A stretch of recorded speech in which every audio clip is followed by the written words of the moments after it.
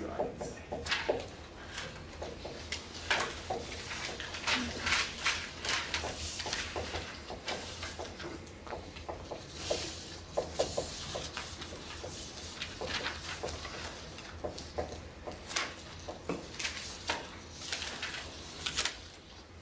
So, if you're going on a Calc 2, this will come up occasionally. So it's good. Good for me to talk about this a little bit. Do you guys remember anything about inverse trig functions? Like, for example, if I give you, so there's this function, sine. Now, depending on what book you use, you might see sine inverse of, let's do root 2 over 2. You might see sine inverse of root 2 over 2, or you might see arc sine of root 2 over 2. Our book uses arc sine. The book that you have for 127, if you took it last semester with me or somebody else at CSN, use sine inverse. But these mean the same thing. There's just no difference in sine inverse for arcs. But what does it mean? What does an inverse function do? How do you calculate it? It goes backward. It gives you the angle in this case, right? And usually, when I give you sine with no inverse, if I just say sine of pi over 4, say, you would give me the ratio on the unit circle, sine, or you draw a triangle and give me the opposite over hypotenuse. Sine of pi over 4 is root 2 over 2. Okay? But sine inverse goes backward. So it'll take a ratio as its input and give you an angle as its output. So sine inverse of root 2 over 2, pi over 4. So these are the guys that we're dealing with here. Or arc sine means the same thing. These are the guys that we're dealing with, the guys that take trig functions and turn them around. Right? They have the ratio as their input and the angle as their output. A really good way to kind of, in my head, a really good way to understand these guys is to get some graphs going. Mm-hmm. Do you remember what the graph of sine x looks like?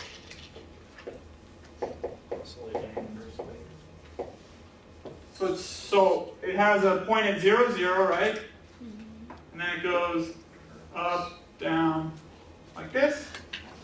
And if I went back, it would go like this, right? Mm-hmm. Do you know where it has its first maximum here? And its first minimum here? 2. So the y value is 1, and then the y value down here is negative 1. What angle, what's the x value? Pi over 2. Pi over 2. And negative pi over 2. So this is sine. If I want arc sine or sine inverse, if I want the guy that goes backward, you basically switch x and y values. So it looks like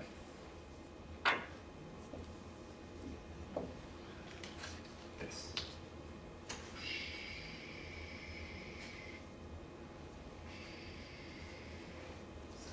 Just take this guy, switches x and y. Unfortunately, this isn't a function, right? This fails the vertical line test miserably. Right? So what we usually do with our inverse functions, let me start calling it arc sine since this is confusing. With our arc functions, we have to cut off the range, meaning that I'm basically going to consider outside of negative pi over 2 and pi over 2 out of bounds, which means on the flipped version, bigger than pi over 2 and less than negative pi over 2 are no good. Right? Because when you flip it, the x values become y values. And the y values become x values. So for arc sine, you always get out what would your x range or your x domain be? What would my x's have to be in between for this inverse function? Negative 1, 1. So it's the opposite of what you had over here. Before the range was negative 1 to 1, the y was negative 1 to 1. Now the x is. And then the y, will have to be between negative pi over 2 and pi over 2.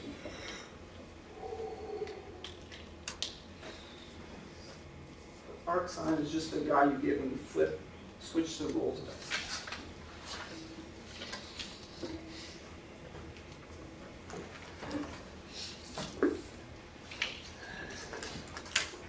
Quicker, you can do this for all your trig functions. Not quite as interesting for sine and cosine as the other ones because they have asymptotes, but since I started, let me do it.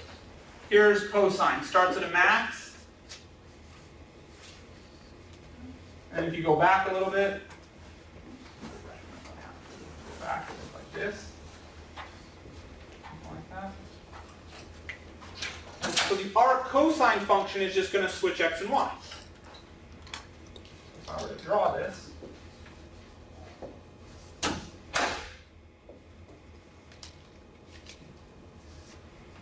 this guy's up at 1.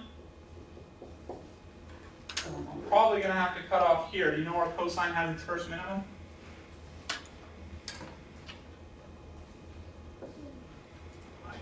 Pi. When you plug in pi, cosine is -1.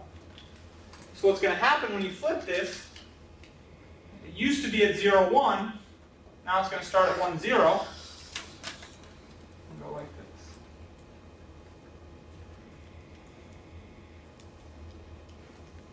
But again, we want it to be a function, so we cut it off right here.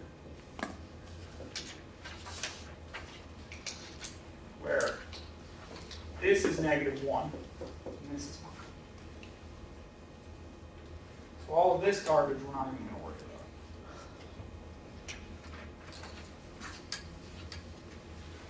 That's your arc cosine.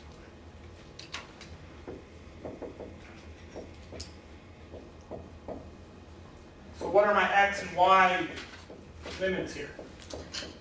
What does x have to be between? -1 and 1 again. Right, this guy's -1 up here, this guy's 1 over here. What about y? So 0 to pi, yeah, this part gets cut off, otherwise it wouldn't be a function.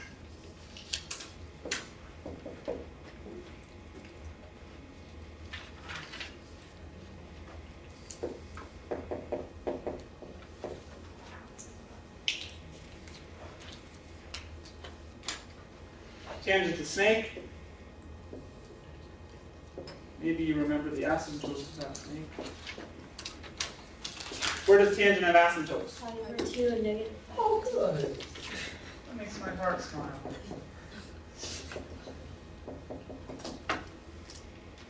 And then it's just a snake in between.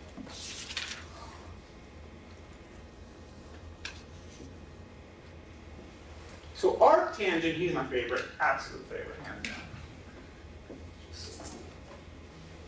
Arc tangent takes that snake and switches x and y.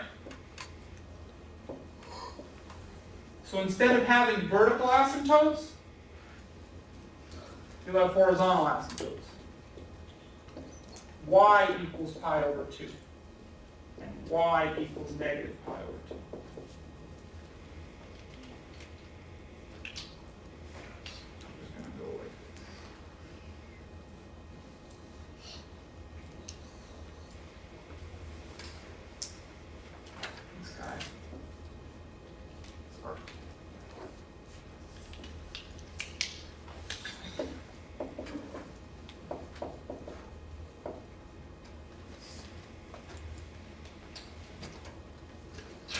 So sometimes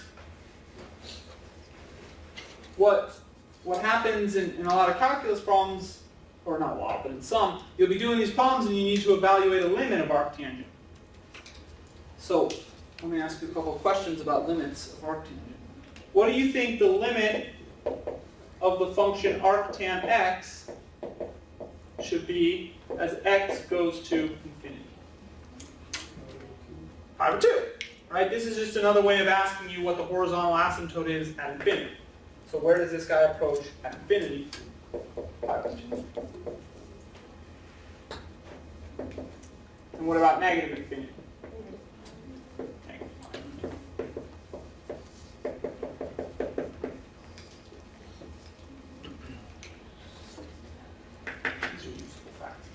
And really, the best way to get them is from the graph. If you know the graph of arctangent is just a snake on its side, then you know these vertical asymptotes become horizontal asymptotes. You're good. Let me skip cotangent and cosecant, but I will do secant. Cotangent is just another snake. So if you know the snake for cotangent, then you turn it around and you got your snake for arccotangent. Cosecant is a lot like secant. So let me just stop. Your book has graphs of all these. Secant's kind of funny. Secant and cosecant are both kind of funny. Remember how to graph secant? Cosine graph. This is 1 over cosine, so reciprocal of cosine. So start with a cosine graph. I like that. So your cosine graph starts up at 1, goes down. Like that. Vertical asymptote. Yeah, so wherever you have a 0 of cosine, you have a vertical asymptote of secant. So this guy is a vertical asymptote. This guy is a vertical asymptote. And this guy, I guess. And then the maxes become mins and the mins become maxes. So this max at 0, 1 becomes a minimum and you go up from there. This minimum at pi negative 1 becomes a max and go down. Okay, now let's be careful here. So this point here is 0, 1. What's this point down here? Pi comma negative 1, right? Because cosine is negative 1 at pi. And then what about these asymptotes? What's this one in particular? X equals pi over 2, because cosine is 0 at pi over 2. So when I draw arc secant, I'm going to flip all this, meaning change x and y.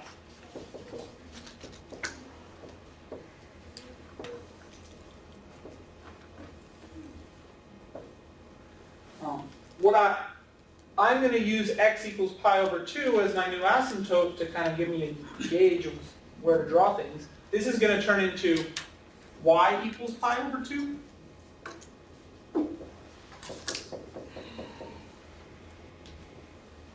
And then pi negative 1 becomes negative 1 pi.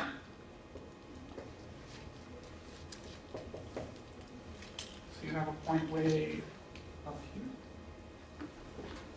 And then you would draw this guy. Right, flipped around.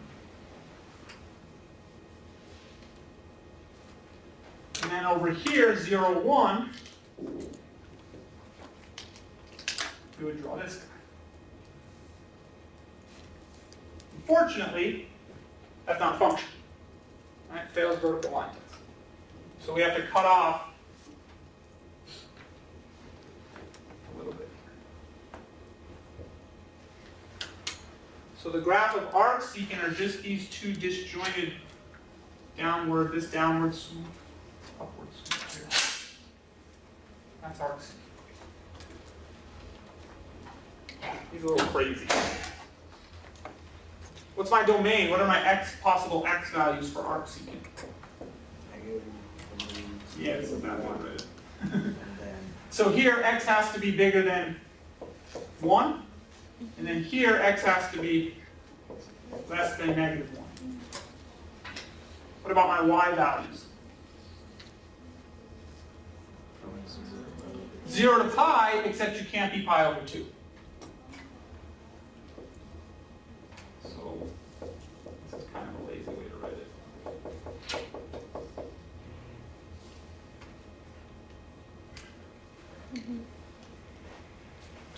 What about limits? Limit of, as x goes to infinity, of arc secant x.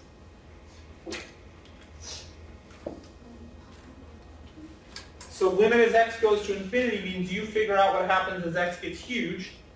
Because of this horizontal asymptote, the limit's going to be pi over 2. What about as x goes to negative infinity? pi over 2 again, because the horizontal asymptote is the same here. This guy on the left side is approaching pi over 2 as well. What about the limit as x goes to 0 of arcsecant x? Doesn't exist. Yeah, this is garbage. Two opposite. Garbage. Arcsecant is not defined anywhere near 0, so we can't talk about it. Would it have holes in the glass? Or if you extended it? Or what happens to the vertical glass? This vertical asymptote is right here. Flips. Goes from x equals to y. There would be another horizontal asymptote down here, and another horizontal asymptote up here, but we cut it off so that it's a stable function. Oh, so those little, like the sideways U's would keep going. Right, yeah, if you didn't want a function, then you can just keep putting u's Okay. up and down. But to make it past the vertical line test, to keep it a function, we cut it off. That makes sense. Okay.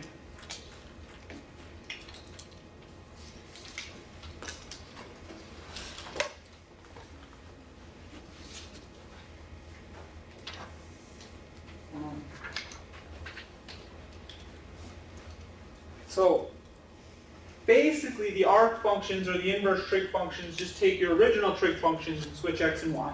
Right? They switch the role of what an angle and a ratio is, what an input and output is. Just to make sure, right, bear with me here. Evaluate each trig or each inverse trig function.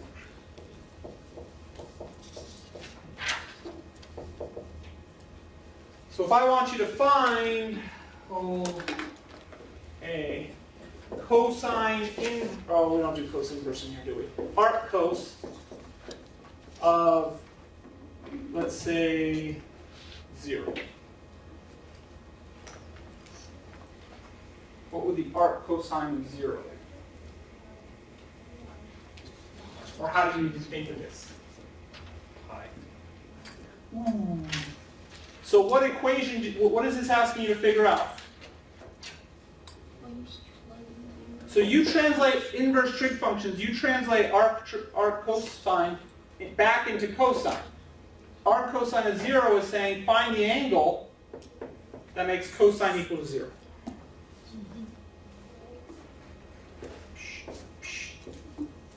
Where's cosine 0? Pi over 2, it's up here, right? So the answer to this will be pi over 2. So you want to translate every arc function, every inverse trig function, into an original trig function and solve the equation.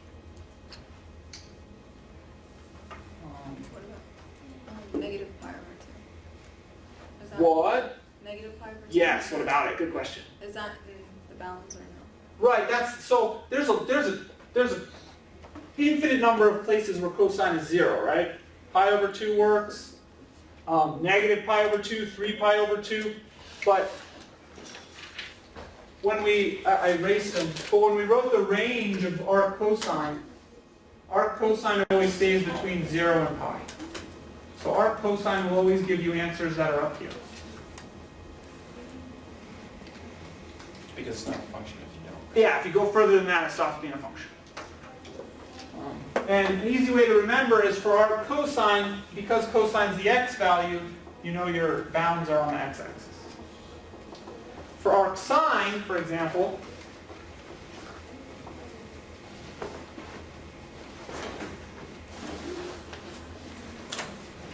say I wanted arc sine of negative 1. How would you find that? So you change it into a sine equation. This is asking when does sine theta equal negative 1. Look at your unit circle. This is where sine is negative 1. But you also have to consider the bounds on the arc sine function. The range of arc sine is between negative pi over 2 and pi over 2. This area. So the only angle that works, the only angle that will give you sine equal to -1 between negative pi over 2 and pi over 2 is negative pi over 2.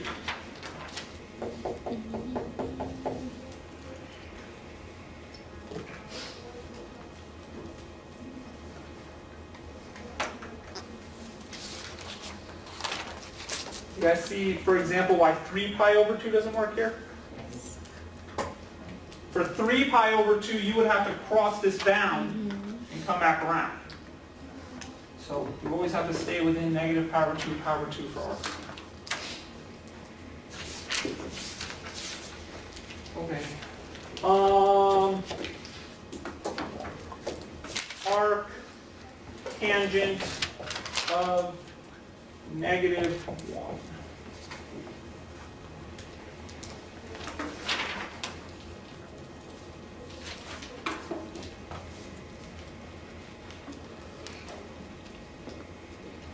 So what are you trying to solve here?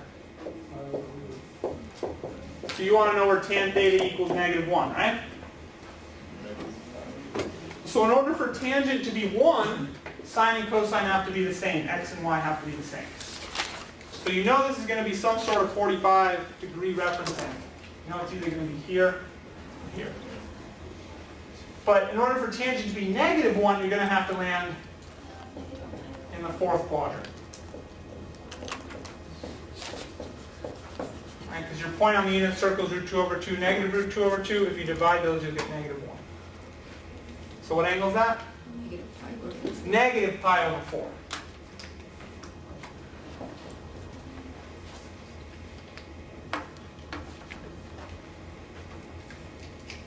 Not 7 pi over 4. I can't go this way because the bounds for tangent are the same as the bounds for sine. I have to stay between negative pi over 2 and pi over 2.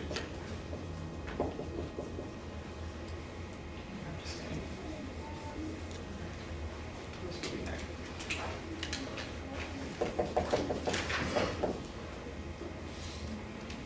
Okay.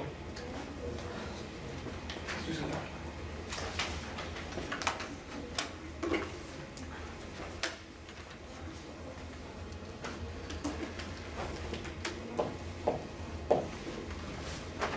So, I'll derive one of the formulas for you, and then I'll just give you the rest. Derivation is not derivation. But let's do arc sine. That's fine. Right. So we'll use implicit differentiation.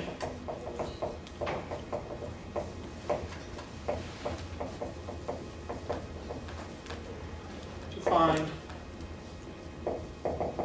the derivative of arc sine of x.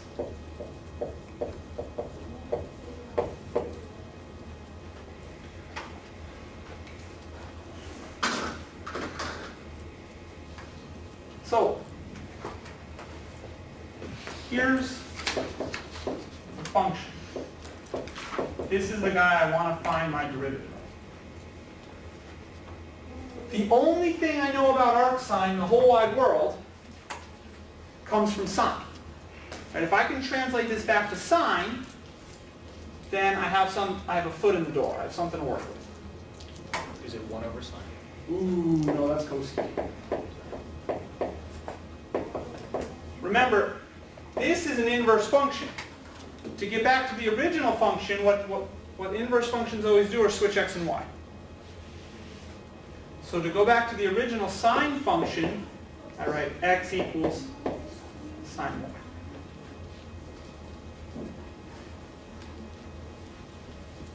Right, if you take the normal thing you would write, normally if you want to write a sine function, you would write y equals sine x. But to make this arc sine, you switch x and y. So x equals sine y is equivalent to arc sine. This guy is equivalent to arc sine. Y equals arc sine x.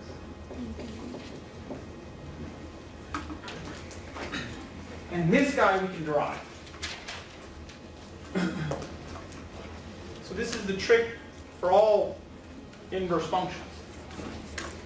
Like when we were trying to find the derivative of e to the x, way back, I don't know, Monday, we said, well, if y is equal to e to the x, since e is the inverse of natural log, we said that's equivalent to x equals natural log y. And then we did the derivative of this. So y equals arc sine x is equivalent to x equals sine y, do the derivative here. So what happens when you take the derivative of both sides? dx.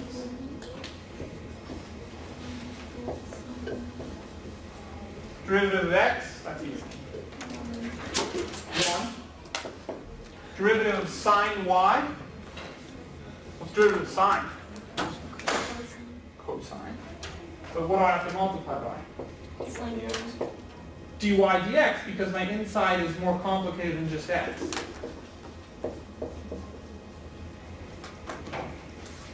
So the derivative of arc sine, dy dx, is equal to 1 over cosine y.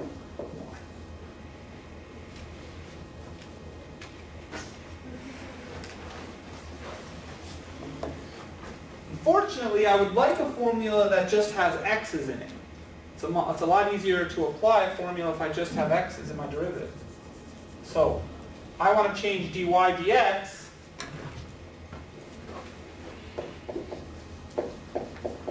into 1 over cosine of arc sine x.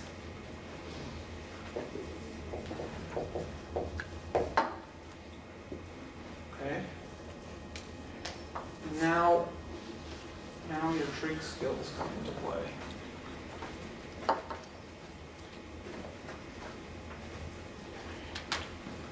Arc sine of x always gives you out an angle. Right? Arc sine gives you back an angle that makes sine equal to x. Right? So this will give you theta such that sine theta equals x. So I'm going to draw you a right triangle where sine theta equals x. Here's theta. Sine is opposite over hypotenuse, right? SOHCAHTOA, so S-O-H, opposite over hypotenuse. So I'm going to draw a right triangle and label this guy x and this guy 1. What does this guy have to be then? A squared plus x squared equals 1 squared, Pythagorean theorem. So a squared is equal to 1 minus x squared. So a is equal to square root of 1 minus x squared. So back up here, I can make one more simplifying step. This side length of this triangle is root 1 minus x squared. So what's cosine theta here?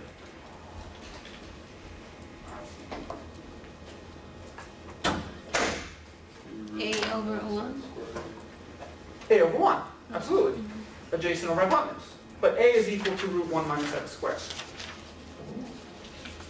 So this whole diagram tells me that cosine of theta equals a over 1, or root 1 minus x squared over 1, or root 1 minus x squared.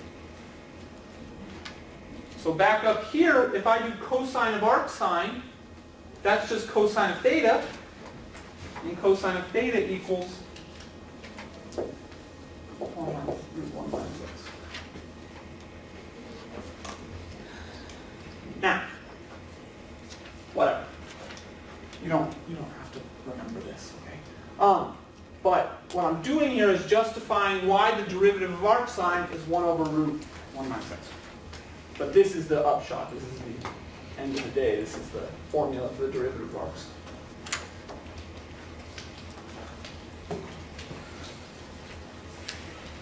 Comes from implicit differentiation and then a little bit of trig. A little bit of trig, which you've all done. You just don't remember.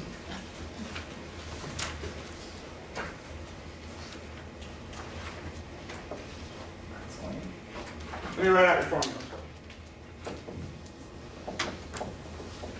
Derivatives of inverse trig.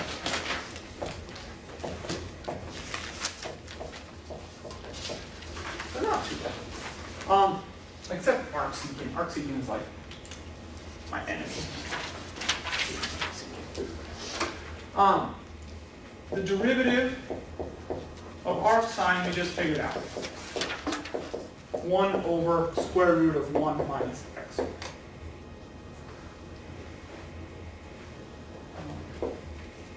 Going along with that will be the derivative of arc cosine. And it's the same formula, just with a negative.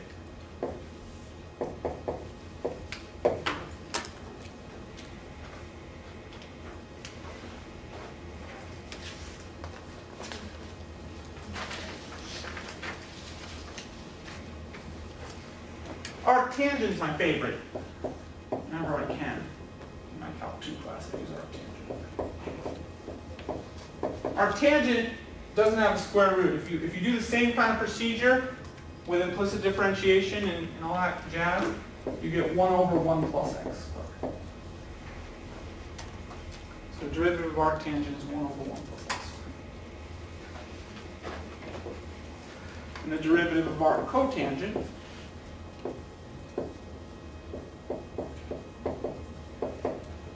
is negative 1 over 1 plus x squared.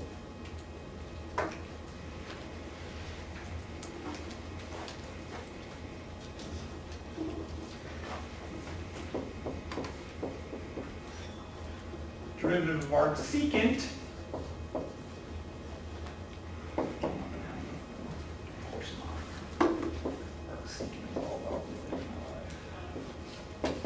this guy is 1 over the absolute value of x times the root of x squared minus 1.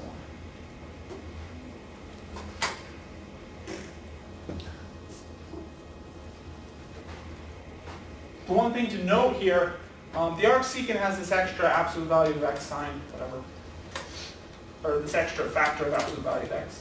That's fine. But kind of more importantly, the difference between, a big difference between arc sine and arc secant is the order in which things are subtracted. Right, in arc sine you have 1 minus x squared, but in arc secant you have x squared minus 1. That matters. And then arc cosecant, negative 1 over all this stuff.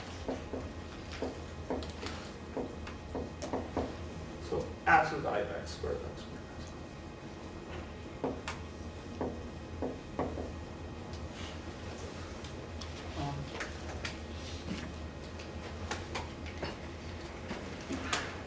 I don't know. These come up.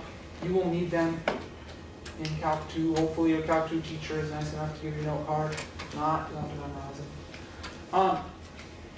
As far as our test goes, I don't know what I'm going to do yet. I haven't decided. I won't make you know these for sure because I never even remember these. Okay. I love arc tangent.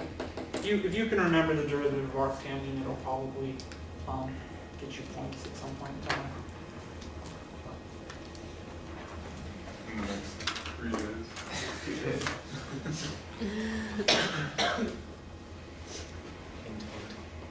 Well, let's do something. If I just jot it down, even though you don't ask for it, will that get me? Will that get you points? Things I know that you didn't ask me for. My telephone number. My 330 number.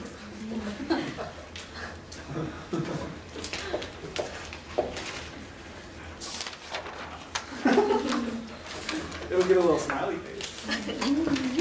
Smiley faces are free. Points are expensive.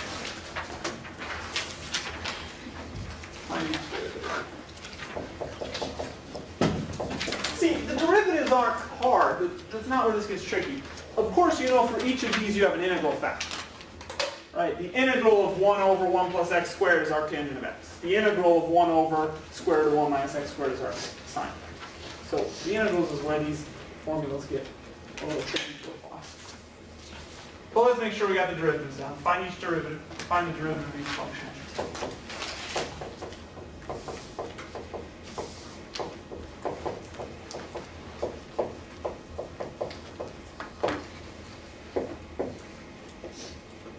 Y equals arc sine of x cubed.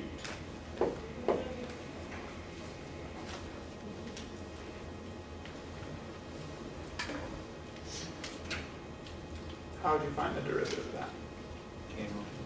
Chain rule. You know that there's an outside and inside. Outside's arc sine, inside's x cubed.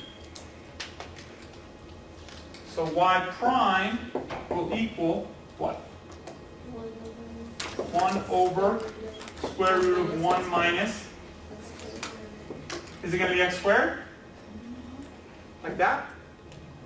No. Oh, good. Good. What should it be? X cubed squared.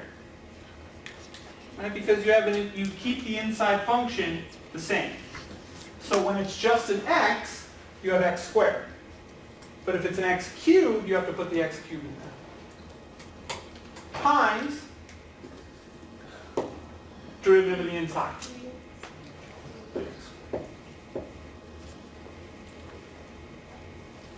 So altogether here, y prime will equal 3x squared over root 1 minus power to a power you multiply.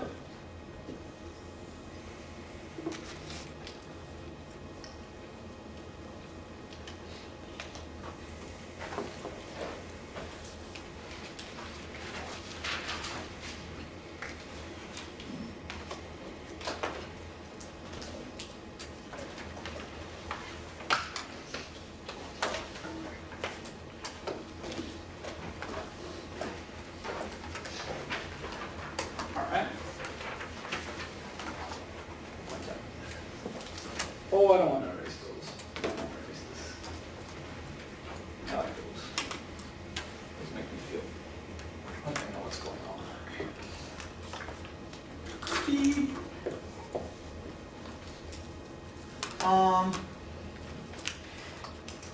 Y equals arc tangent of e to the x.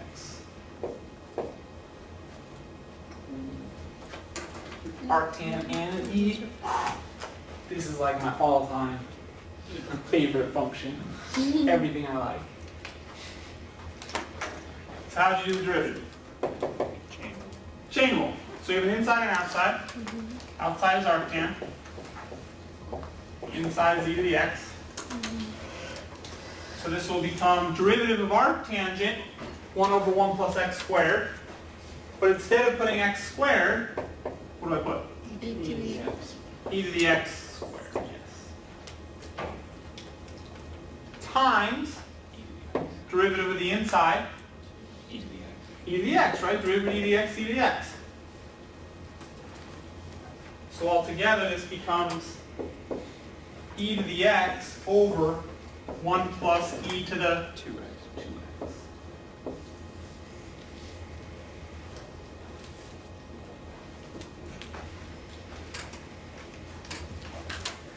Alright. Feeling good.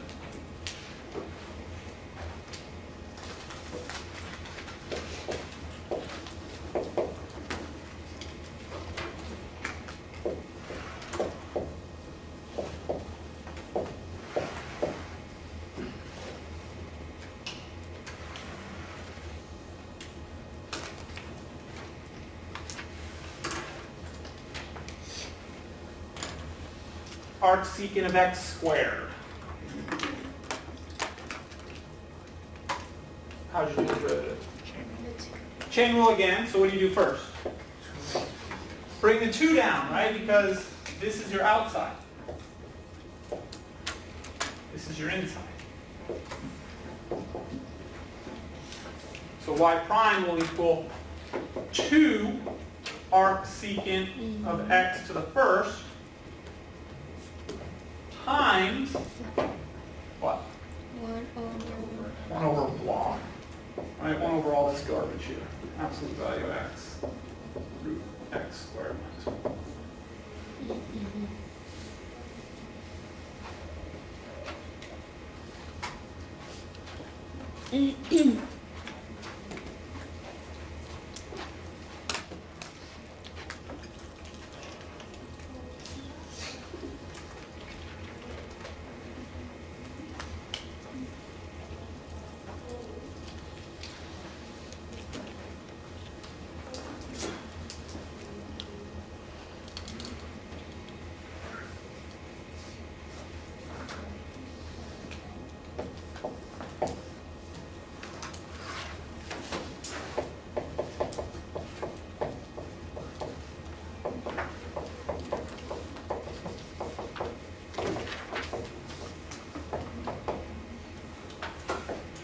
See if we can turn these around.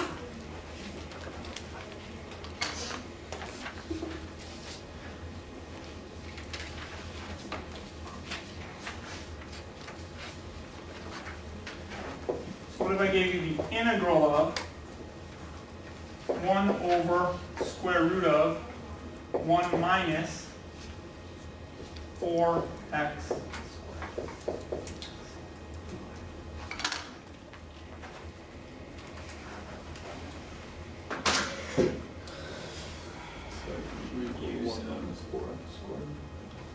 So you could try setting u equal to 1 minus 4x squared. Never mind, no, don't do that. Yeah, because that's going to give you a 2x du, and you're not going to, it's not going to work out. But this is really close to, right, if you do the integral of 1 over 1 minus square, or if you do the integral of this guy, you get arc sine, right? Arcsine x 4x. So how about I let u equal 2x?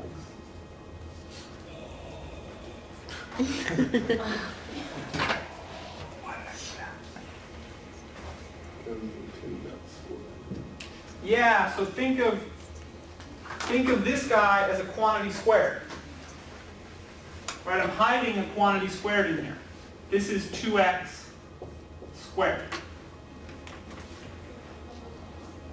So if you let u equal 2x, du will equal 2dx. So you put a 2 in here and a 1/2 in here. Oh yeah, I would have totally gotten there.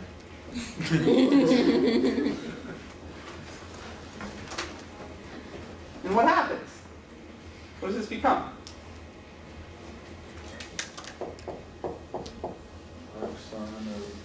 Oh, slow down there, Turbo. What does it become with, you're right, but what does it become with u? So on top, it's just du, right?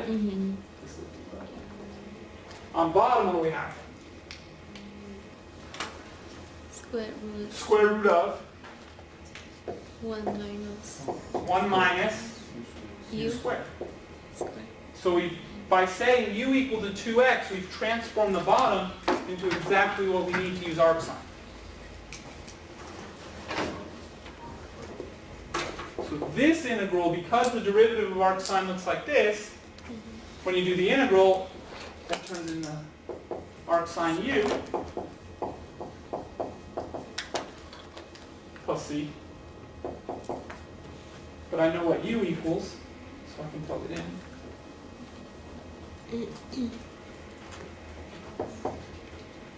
1/2 arc sine 2x.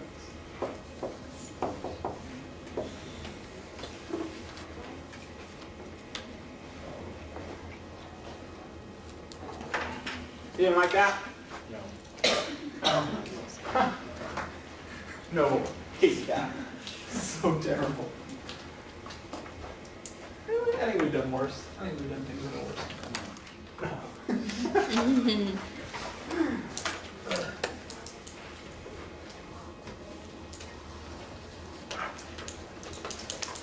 Okay, if you didn't like that, we're not going to like the next thing I do. Let's see that. I still like this one. Still like. Hey. Well, maybe you'll catch on though. So what about the integral of 1 over 1 plus, that would be, I'll be nice, 9x.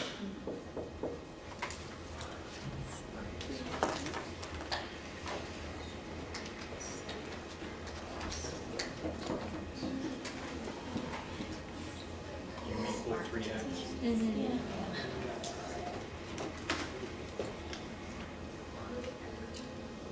Yeah. Yeah.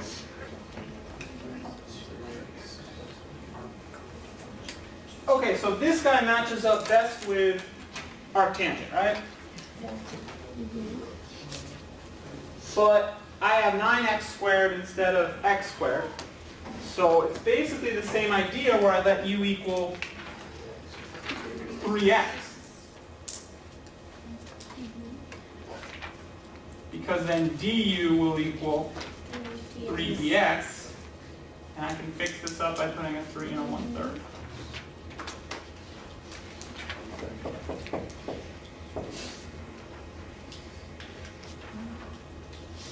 So in u's, this is du over 1 plus u squared, right? 9x squared is 3x squared. And this guy I know is arctangent.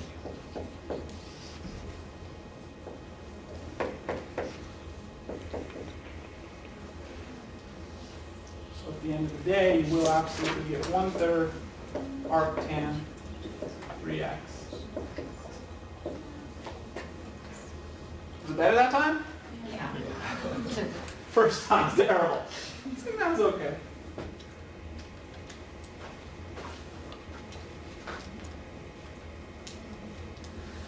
Okay.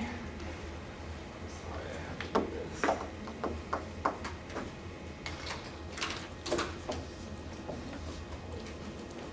Integral of 1 over 5. Oh no, that's easy still. 36 plus 81x squared dx.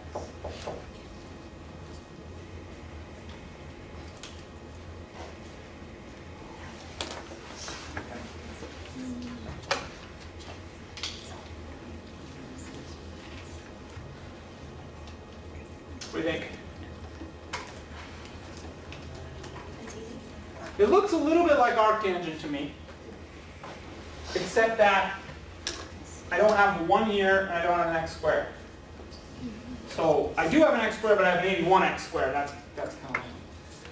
So to make this look like this, you have to take care of the 1 first. So how do you turn a 36 into a 1? What do you have to do? Multiply by 36.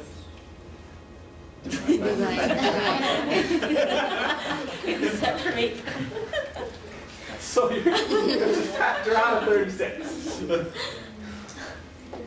So what I'm going to do, and this is going to blow your mind, but I'm going to do it anyway. I'm going to pull 1 over 36 out of the integral. And I'm going to ask you to tell me what I have left in the integral. So basically what this does is pulls a 36 out. And I kept it on the bottom because it was on the bottom here. So if I take a 36 out of 36, what am I left with? 1. And you can check. If you multiply this back out, you get this. Plus, okay. 9 over 4. 4. Slow down there, turbo. If I just factor out a 36 from this, what do I have left? You have to divide it by 36, right? Like this. Because now when you check, if this 36 gets multiplied by this fraction, then 36 cancels. And it leaves you back. Now, this looks like this with a u substitution.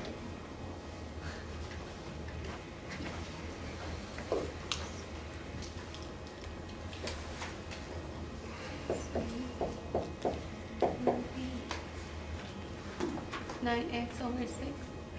So if you can simplify it to 9 over 6 if you want.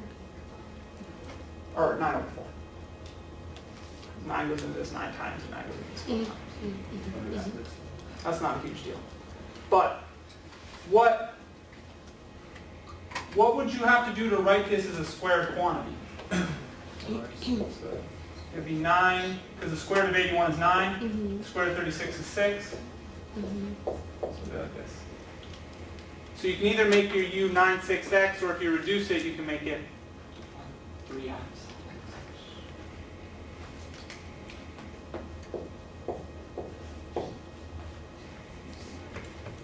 Mhm. So then du will be 3 halves dx. Mhm.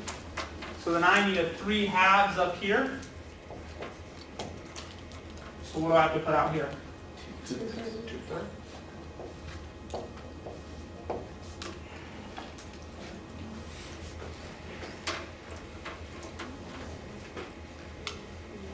Equals that.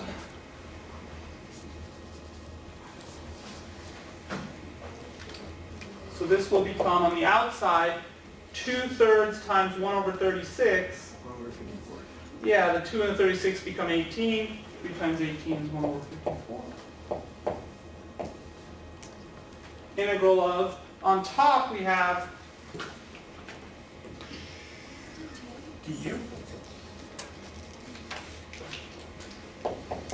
On bottom we have 1 plus u squared.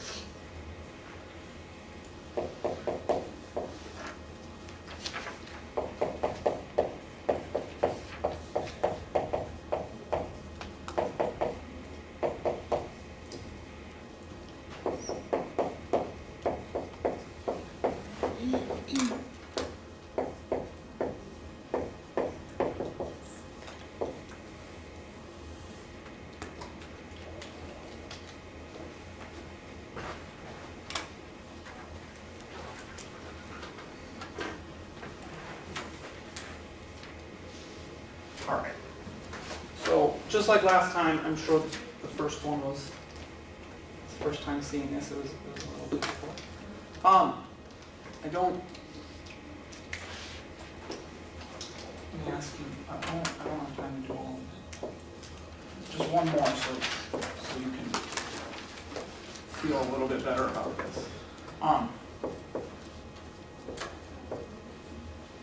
If I wanted to do this integral, what would be my first step? Make it 1. Make the Take the 5 5 out of the bottom. Mhm. So 1/5 comes out front, leaving me with the integral of 1 over 1 plus what? 16x squared over 5. 16x squared over 5. Now I have to set up a u. But the u needs to be what's inside of a squared quantity. So the question is, what would I have to square to get back here? Well, 16, if I square 4, I get 16, right? Mhm. If I square x, I get x squared. What about this 5? Root 5.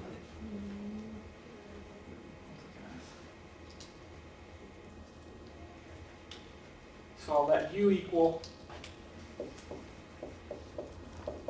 4x over root 5. So then du will be 4 over root 5. So you put this here, and you put this here. Right, flip it to make it all balance out. And then it becomes root 5 over 20 integral of 1 du